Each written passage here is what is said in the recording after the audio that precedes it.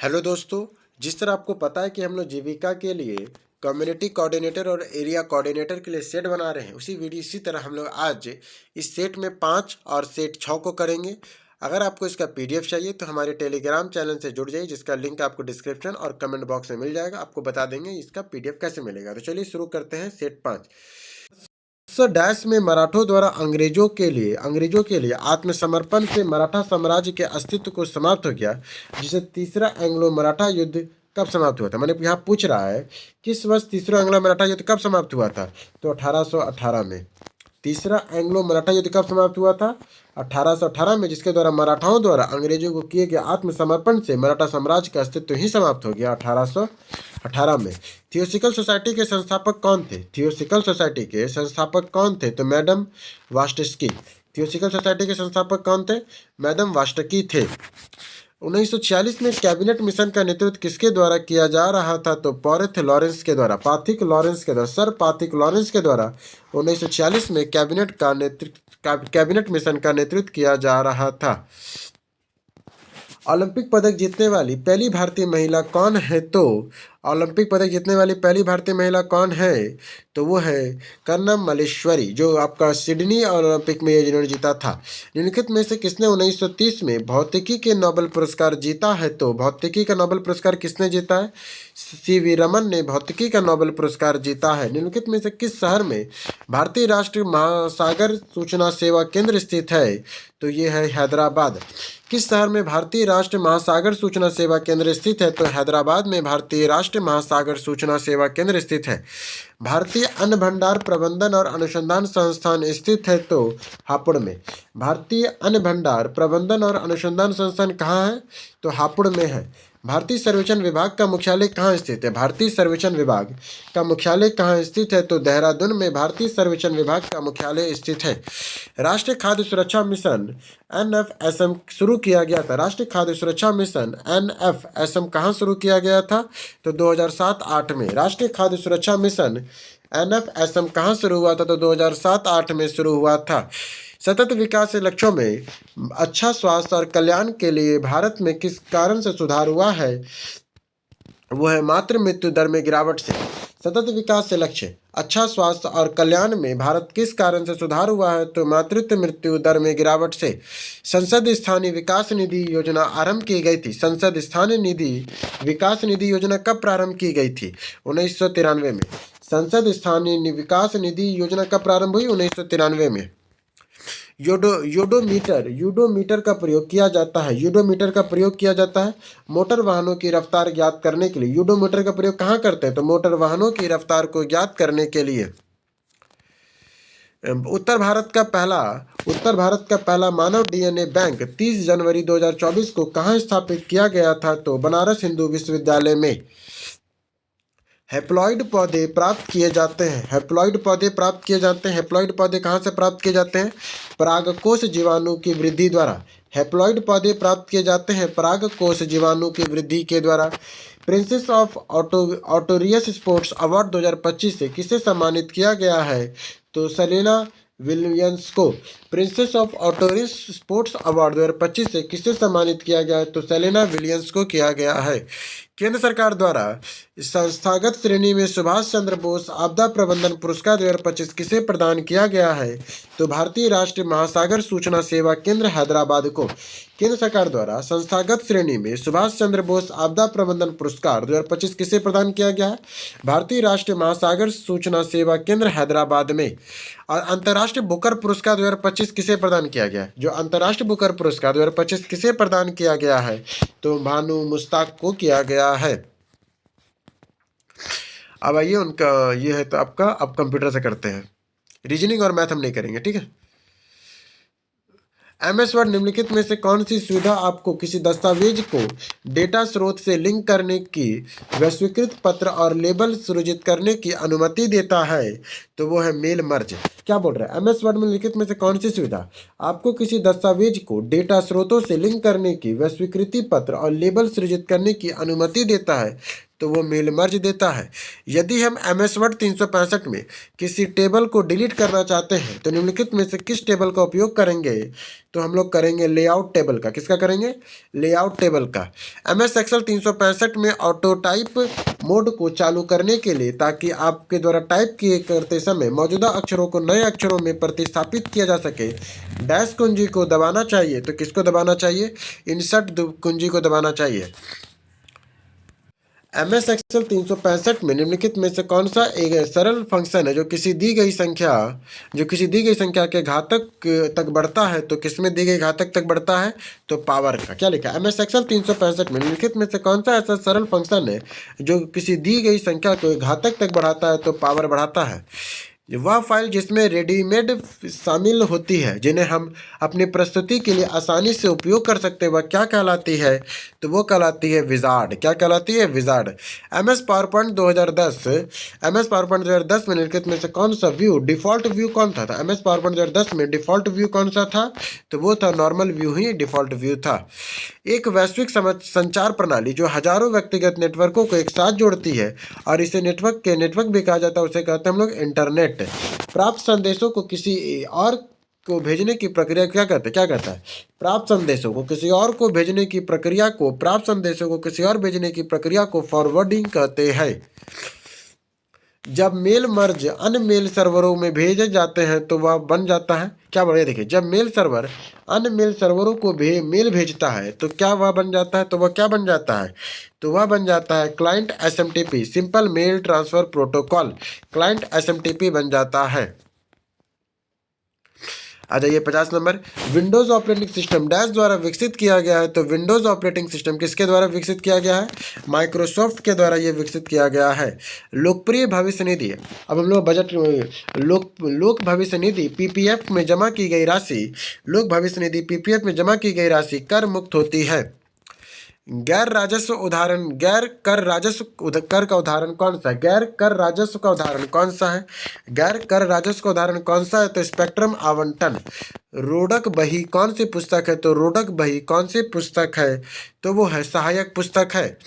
दीनदयाल अंत्योदय योजना राष्ट्रीय ग्रामीण आजीविका मिशन DAYRNLM के कार्यान्वयन के लिए कौन सा मंत्रालय जिम्मेदार है? तो वह ग्रामीण विकास मंत्रालय।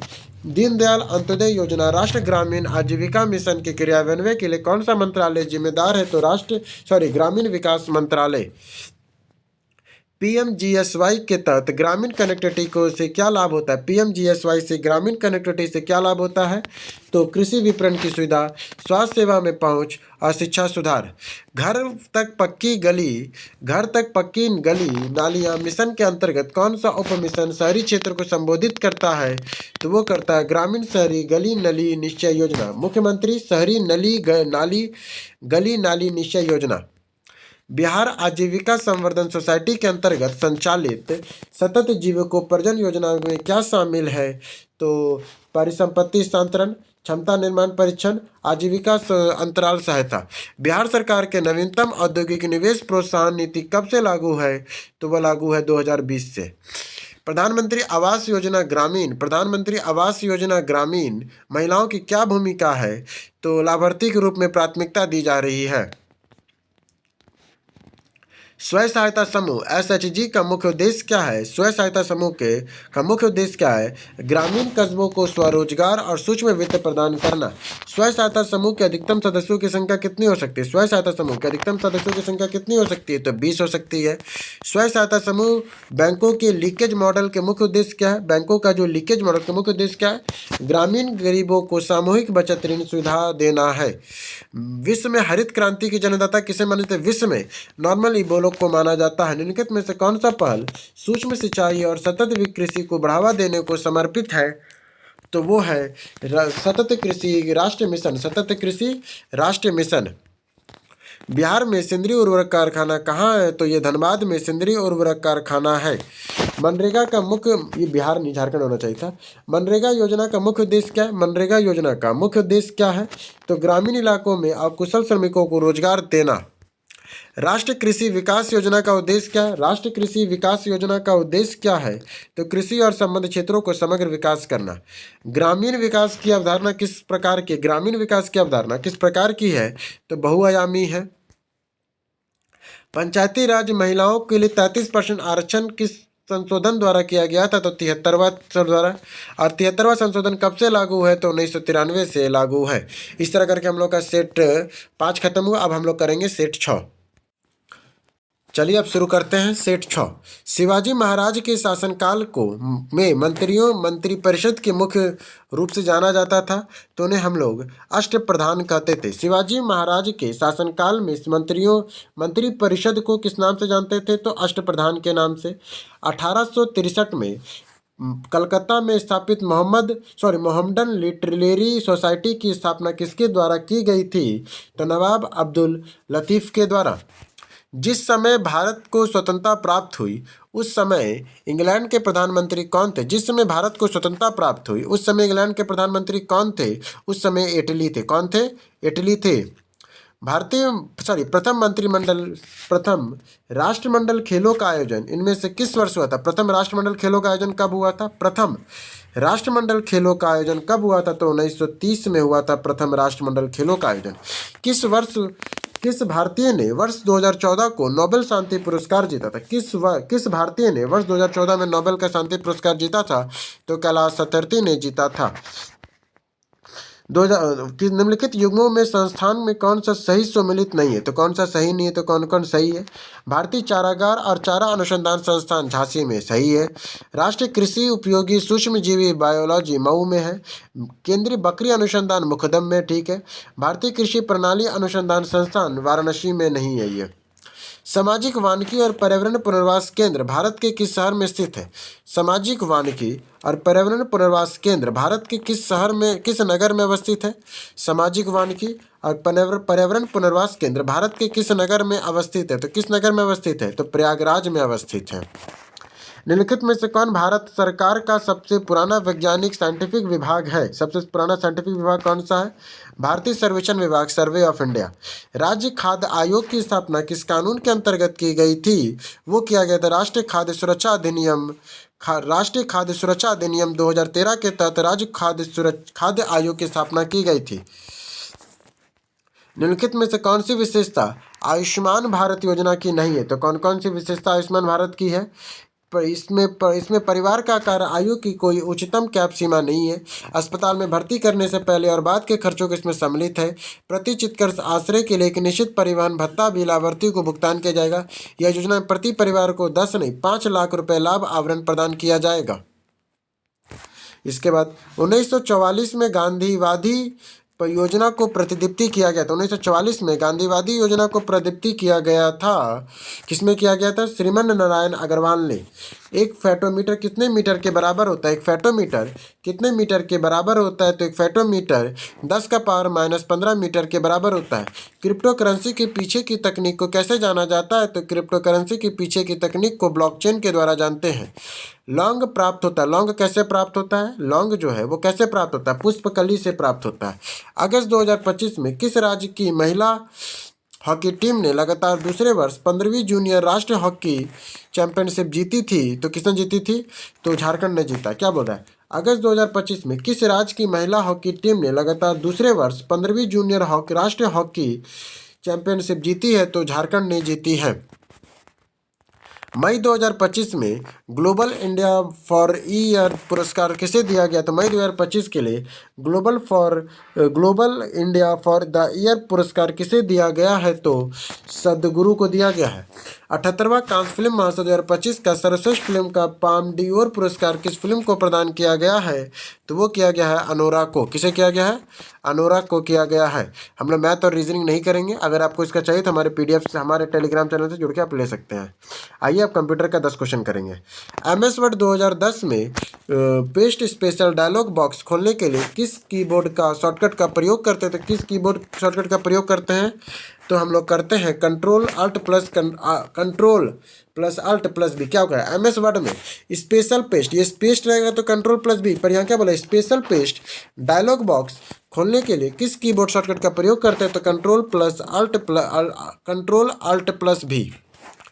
MS वर्ड 365 में कॉन्टैक्ट अस निम्नलिखित में से किस सेक्शन में मौजूद होता है? कॉन्टैक्ट किस में होता है? तो ये हेल्प मेन्यू में होता है। MS एक्सेल 365 में एक ही डेटा को एक ही समय में कई सेलों में प्रविष्ट करने के लिए उन सेलों को सेलेक्ट करना चाहिए जिससे आप डेटा प्रविष्ट करना चाहते हैं। सेलों का आसान होना आवश्यक नहीं है। सेल सक्रिय सेलों में डेटा टाइप करना चाहिए और फिर क्या करना चाहिए? फिर कंट्रोल प्लस एंटर दबा देना चाहिए। MS एक्सेल में तो एक ही डेटा, देखो क्या बोल रहा है, MS एक्सेल पहले लिए 365 और एक ही डेटा को एक ही समय में कई सेलों में प्रविष्ट करना, मैंने एक डेटा को कई सेलों में प्रविष्ट करना है। उन सेलों को सेलेक्ट करना चाहिए, उन पर डेटा प्रविष्ट करना चाहिए। जैसे सेलों को आसान आवश्यक नहीं है। सक्रिय सेल में डेटा टाइप करना चाहिए, फिर क्या करना चाहिए? फिर हमें कर देना चाहिए कंट्रोल प्लस एंटर दबा देना चाहिए। MS एक्सेल 365 में रिबन के हेल्प होम क्या लिखा? MS एक्सेल 365 के रिबन के होम टैब पर स्थित निम्नलिखित में से कौन सा सब इंसर्ट और डिलीट कमांड में मौजूद होता है? इंसर्ट और डिलीट कमांड किस में मौजूद होता है? इंसर्ट और डिलीट कमांड सेल में मौजूद होता है। किस में होता है? ये इंसर्ट और डिलीट कमांड होता है। इंसर्ट और डिलीट कमांड MS एक्सेल 365 में रिबन के होम टैब पर स्थित कौन से समूह में इंसर्ट और डिलीट कमांड होता है? तो सेल्स में होता है। कहाँ होता है? सेल्स में। पावर पॉइंट थीम्स किसके अंतर्गत पाई जाती है? पावर पॉइंट थीम्स किसके अंतर्गत पाई जाती है? पावर पॉइंट का जो थीम है वो किसके अंदर पाया जाता है? तो डिज़ाइन टैब में पाया जाएगा। थीम है तो वो डिज़ाइन टैब में ही ना पाया जाएगा। MS PowerPoint 2010 में इंसर्ट टैब निम्नलिखित में से कौन से समूह को हेडर और फुटर की सुविधा देता है? हेडर और फुटर की सुविधा कौन देता है? हेडर और फुटर की सुविधा टेक्स्ट देता है। MS PowerPoint 2010 में टेक्स्ट इंसर्ट टैब के निम्नलिखित में किस समूह में हेडर और फुटर होता है? तो टेक्स्ट में होता है। इंटरनेट तत्वों के संबंधित उद्देश्यों को मिलान करना। ठीक है, यहाँ पे हमको उद्देश्यों को मिलान करना है। चलिए सबसे पहले मिलाते हैं। IMP क्या है? तो IMP क्या है? IMP क्या है? IMP क्या है? तो ये उपयोगकर्ताओं को विभिन्न डिवाइसों को अपने ईमेल तक पहुंचने की अनुमति देता है। IMP क्या देता है? तो उपयोगकर्ताओं के विभिन्न डिवाइसों को अपने मेल तक पहुंचने की अनुमति देता है IMP को। वेब सर्वर क्या करता है? वेब सर्वर वेबसाइटों और अन्य वेब सेवाओं को संग्रहित कर प्रतिबंधित करने के लिए उपयोग करता है। फिर एक केबल मॉडेम क्या करता है? केबल मॉडेम यह एक हार्डवेयर उपकरण है जो इंटरनेट उपयोग करने वालों को अनुमति देता है। खोज इंजन क्या है? सॉफ्टवेयर या सेवा जो वेब पेज को ढूंढने पुनः प्राप्त करने में सहायता करता है। ईमेल निम्नलिखित में से कौन सा कथन सही है? ईमेल के संबंध में कौन सा कथन सही है? तो ईमेल के संबंध में कौन सा कथन सही है? एक और दो दोनों हैं। क्या क्या है? ईमेल 24 घंटे वाले डाकघर जैसा कोई भी व्यक्ति लगभग बिना किसी लागत पर मेल प्राप्त और भेज सकता है। ठीक है। ईमेल एड्रेस के में अक्षर संख्या पूर्ण विराम हाइफन और अंडरस्कोर हो सकता है। कंप्यूटर और कीबोर्ड के बीच संचार डैश ट्रांसमिशन में शामिल होता है तो वो होता है सिंप्लेक्स में। कंप्यूटर और कीबोर्ड के बीच संचार डैश से ट्रांसमिशन होता है तो मान लिया हम कीबोर्ड में कुछ टाइप किए तो कंप्यूटर के बीच संचार कैसे होगा? तो सिंप्लेक्स के थ्रू होगा। विंडोज 10 में सेटिंग ऑप्शन का चयन करने के लिए क्रोम विंडो में किस कोने में 3 लंबवत बिंदु मौजूद होते हैं? तो किस कोने में होते हैं? तो दाएं शीर्ष के कोने पर होते हैं। भारतीय परिवारों में सबसे अधिक बचत किस रूप में होती है? तो सबसे अधिक बचत किस में होती है? सोना और आभूषण के रूप में होता है। राजस्व घाटा क्या मापता है? राजस्व घाटा यह क्या मापता है? तो राजस्व प्राप्तियों और राजस्व व्यय के बीच के अंतर को। स्वयं सहायता समूह के सदस्यों में कितने समूह मौजूद होते हैं? तो स्वयं सहायता समूह में कितने सदस्य मौजूद होते हैं? तो स्वयं सहायता समूह के सदस्यों में कितने समूह शामिल हो सकते हैं? तो केवल एक। राष्ट्रीय ग्रामीण आजीविका मिशन NRLM किस पिछली योजना को पुनर्गठित और संगठित करता है? तो वो है स्वर्ण जयंती ग्राम सड़क योजना को। राष्ट्रीय ग्रामीण आजीविका मिशन किस पिछली योजनाओं को पुनर्गठित के लिए संकलन किया गया? तो स्वर्ण जयंती ग्राम रोजगार योजना के तहत। PMGSY में ई मर्ग क्या है? PMGSY में ई मर्ग क्या है? मोबाइल ऐप है। ई मार्ग क्या है? मोबाइल ऐप है कि ये। मुख्यमंत्री निश्चय स्वयं सहायता भत्ता योजना के लिए कौन सी शर्तें लागू हुई है? तो वो 20 से 25 वर्ष की आयु को परिचय कम्युनिकेशन स्किल का नामांकन अनिवार्य किया है। सतत जीविकोपार्जन योजना के अंतर्गत आजीविका अंतराल सहायता दी जाती है 1,000 रुपये प्रति माह। सतत जीविकोपार्जन योजना के अंतर्गत आजीविका अंतराल सहायता कितनी दी जाती है? तो 1,000 रुपये प्रति माह। बिहार औद्योगिक निवेश प्रोत्साहन नीति 2020 का मुख्य उद्देश्य क्या है? तो औद्योगिक निवेश आकर्षित करना, औद्योगिक निवेश को आकर्षित करना। प्रधानमंत्री आवास योजना ग्रामीण के वित्त पोषण सामान्य राज्यों में किस प्रकार है? तो वो है 60-40 का। एक स्वयं सहायता समूह SHG में न्यूनतम कितने सदस्य हो सकते हैं? तो न्यूनतम 10 सदस्य हो सकते हैं। न्यूनतम 10 सदस्य हो सकते हैं। बिहार में स्वयं सहायता समूह के माध्यम से महिलाओं को किस प्रकार की आर्थिक सहायता मिलती है? किस प्रकार की आर्थिक सहायता मिलती है? बैंकों से सूक्ष्म ऋण मिलता है। भारत में स्वयं सहायता समूह बैंक लीकेज कार्यक्रमों को किस योजना के विशेष बल मिलता है? तो किससे विशेष बल मिलता है? राष्ट्रीय ग्रामीण आजीविका मिशन NRLM के तहत मिलता है। भारत में हरित क्रांति के जन्मदाता किसे माना जाता है? भारत में हरित क्रांति के जन्मदाता किसे माना जाता है? तो ये माना जाता है MS स्वामीनाथन को हरित क्रांति के जन्मदाता माना जाता है। पर ड्रॉप मोर क्रॉप किस योजना से संबंधित है? पर ड्रॉप मोर क्रॉप किस योजना से संबंधित है? तो प्रधानमंत्री कृषि सिंचाई योजना से। भारत का पहला चीनी मिल कहाँ स्थापित हुआ था? भारत का जो पहला चीनी मिल था कहाँ स्थापित है? बराही में हुआ था। भारत का पहला चीनी मिल बराही में हुआ था।